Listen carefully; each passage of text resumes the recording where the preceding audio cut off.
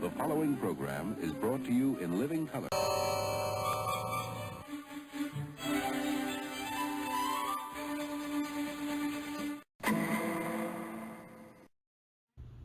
Hi, I'm Tony Figueroa, and welcome to another edition of This Week in TV History.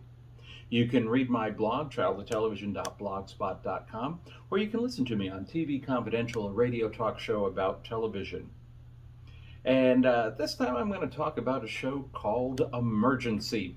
It premiered January 15th, 1972, and ran until March 28th, 1977. And before I get to the show, I guess I have to go back a little bit. First of all, this show was part of Jack Webb's amazing franchise that he had on NBC in the late 60s all the way to the mid-70s, starting, of course, with his revival of Dragnet that he did with Harry Morgan, and then that spun off Adam 12. Well, Emergency coexists in that universe. Unlike Dragnet and Adam 12, this was an hour-long show because it did have a lot more adventurous scenes to it. So there was a lot more action than the other two prior shows, but they still coexisted in the same universe. Like Dragnet and Adam 12, Jack Webb helped create this show. He did it with the idea of doing a show about two paramedics. You did have the same dynamic that you had with Dragnet and Adam 12. You had one bachelor and one person who was stable family man. One was usually the straight man, one was usually the comic relief. So that formula was still very much intact. Something also important to know about this show. The paramedics program as we know it was about 6 months old when this show first aired.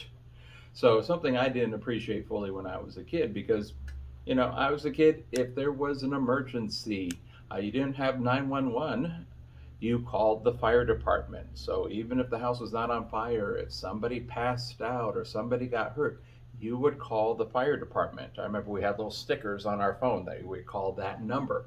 I did not know that this was a program that was not everywhere. In fact, there were only 12 different paramedic programs in the United States at the time the show started. 2 of them were in Los Angeles. In fact, the position of the fire departments was, we're here to put out fires, we're not here to deliver babies. So you imagine, this program was brand new. It was an idea that a lot of people wanted to see happen, but there were still a lot of critics. So I just wanted to give you kind of that groundwork. The show features 2 leads, and just like with Dragnet and Adam 12, you had Gage and DeSoto. Johnny Gage, played by Randolph Mantooth, he was more of the comic relief, the bachelor, and then you had Kevin Tighe playing Roy DeSoto, more serious family man.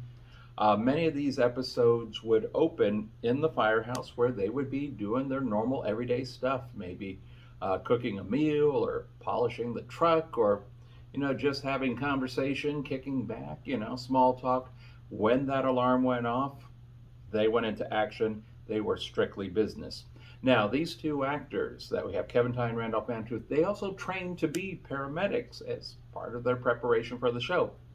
The idea was that they needed to know what they were doing when they were holding the various medical, holding the medical equipment, holding the different technology, the radio phones and the EKGs that could transmit signals over to the hospital, but just, how to do an IV. They had to do all of that. So they had to know exactly what they were doing. Now, years later, Randolph Mantooth said, hey, if I ever get in trouble, I'm still calling 911. Well, at least now we have 911 for that situation. So you had those 2 that were in Station 51, and they would go out on calls, fight the fires, rescue people. Like Dragnet and Adam 12, sometimes you go to somebody's home, you didn't know what to expect. Sometimes it was a very heavy thing happening in that house, or sometimes it was rather humorous. You had colorful characters, humorous situations. They always had music to accompany the situation that they had in the background. So it was always fun to see who would they be, and that's when you had a wonderful opportunity for various guest stars. And then if they did take somebody in the, if they called an ambulance and had them taken to Rampart Hospital, then they would be treated in the emergency room by Dr. Branken, who would be Dr. Kelly Bracken, who was played by Robert Fuller, and also treated by Nurse Dixie McCall, played by Julie London. And there was also another doctor played by Bobby Troup. It was Dr. Joe Early. Something else you need to know. Julie London was the former Mrs. Jack Webb. That was Jack Webb's ex-wife.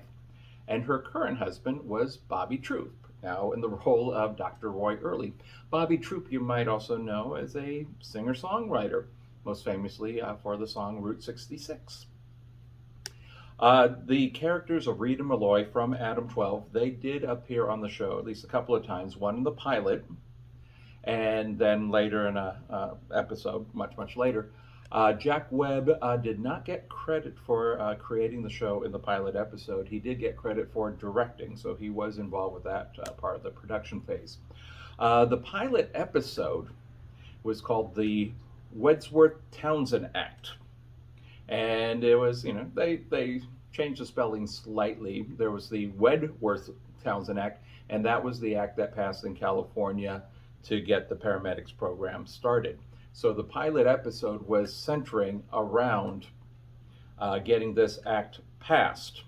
Dr. Bracken actually, his character went to Sacramento to help get it passed, although he was dead set against a paramedics program in principle, because he thought that there were certain things that should be done by doctors. The idea of having the paramedics performing certain medical procedures in the field, even though they did have radio telephones and other ways of contacting doctors, and the doctors would be giving them their marching orders. They could not do anything until the doctor said to do whatever needed to be done. That was a big part of the pilot episode. Also, the B plot of the pilot episode featured romance between Dr. Bracken and Nurse McCall. The romance kind of fizzled out as the show went on. But you would then, have the paramedics put the injured or the sick into the ambulance, and they would get to Rampart Hospital where they would be treated. And then later throughout the episode, Gage and DeSoto would find out what happened with the people that they brought in. So most of the storylines would be going full circle. But I still find this being a show more fascinating, the stuff going on behind the scenes. There was a technical advisor, and the technical advisor's name was James Page, known as Jim Page. Jim Page was the one who would talk to the directors, talk to the actors, make sure that they were doing everything right. He taught everyone how to hold the equipment, how to say certain things, how to do certain things, but he would also go to the directors and say, they would not do it that way, they need to do it this way. And that was very important. They wanted to make sure that this show represented a certain authenticity when showing the paramedics at work. The character of Johnny Gage was supposed to be Jimmy Page, or Jim Page. But James Page said, no, please do not do that. I consider that an incredible honor. But because of the time, he knew that this would be a bad idea, because a lot of the higher-ups in the fire department did not like this paramedic program. Again, there were a lot of people within the department that felt we're here to fight fires, not deliver babies. So when a TV show just a few months later comes out and it centers around the paramedics, they were not happy with that. And Jim Page was already on thin ice with the department, being a consultant on a TV show. The fact that there would be a character named after him, yeah, they knew that was not, that his career could be over because of that. At least that's how he saw it, because that's how serious. So you had people in the medical profession not liking this program, people within the firefighter community not liking this program. I mean, it's hard to believe, because this program is pretty commonplace now. But at the time, It was new, and I'm not one to use terms like groundbreaking when I'm talking about a TV show, unless I honestly believe that the show was groundbreaking. And I think what they did with Emergency definitely falls under the category of groundbreaking. But the show again created by Jack Webb and Robert A. Senator, and Robert Senator would later work on many other shows, a lot of medical and procedural shows. Jack Webb, of course, legendary for playing Joe Friday, creating Dragnet, worked on a lot of shows. But I would say, yeah, the big three in my take on Dragnet would be Dragnet, Adam 12, and Emergency. I wish there was a way that they could have all three cross over. Yeah, Rita Malloy were on Emergency, but I wish Jack Webb could have gone over as Detective Joe Friday in one episode. I think it would have been a cool crossover. Maybe he just didn't want to work with his ex. I mean, who knows? But the setting was Station 51. So that would be a real fire station, and then they would swap out the vehicles. The vehicles are now the actual vehicles that you saw on the show, fire engine and the paramedics truck. They're over at the LA County Fire Museum, so it's something that you could still see.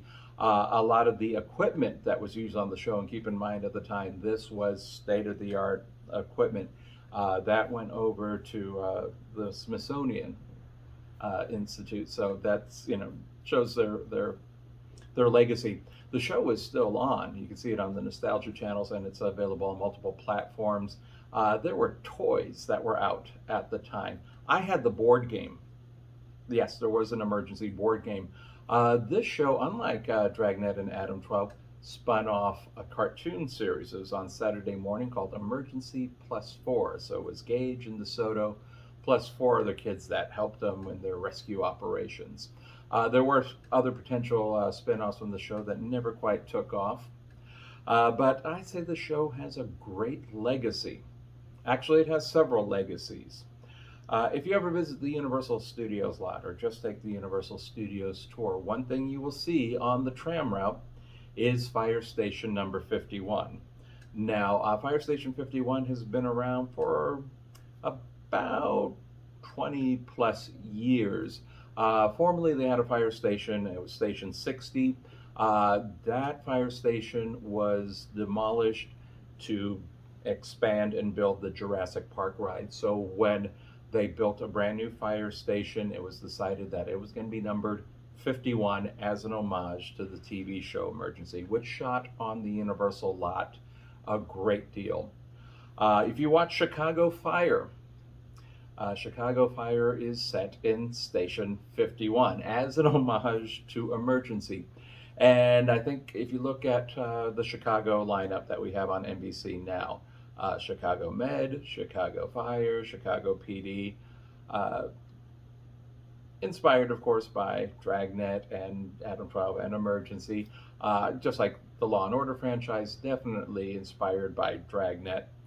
So you can see the legacy of Jack Webb continues on in other shows. So yes, real fire stations have been numbered 51. Fictional fire stations have been numbered 51. You have Jack Webb's fingerprints all over modern procedural shows. So whether they're medical dramas or police procedurals, so much influence from early work that Jack Webb did. It's pretty amazing. I still think the greatest legacy that Emergency and the other Jack Webb shows is there was a whole generation that watched these shows and decided, I want to be a paramedic. I want to be a police officer. So even though a lot of times we watch movies and TV shows, and as kids we go, I want to be an actor like that guy. I want to write movies like this. I want to direct like Steven Spielberg. I think we sometimes downplay the fact that there are a lot of professionals out there that chose their profession based on a TV show they saw as a child. So there's probably a lot of paramedics out there today saving lives because they saw a show called Emergency. And I think you can get no greater legacy than that. I know, it's amazing. I would love to talk more about the show. I enjoy watching it, but this is one of those shows I just find the behind the scenes aspects much more interesting in many ways than what made it on the air. And what made it on the air is a lot of fun. Personally, I also love watching these shows because I love seeing the locations as they looked back in the 1970s. So a lot of these areas are right outside my door, literally. Right outside, I recognize spots where they have filmed. And yeah, it is fun to watch. But like I said, there's probably no greater legacy than all the young people that watched that show that grew up to be paramedics. I can't think of a better way to end than that. Other than saying you can read my blog, childtotelevision.blogspot.com. You can listen to me on TV Confidential, a radio talk show about television. I'm Tony Figueroa. Stay tuned.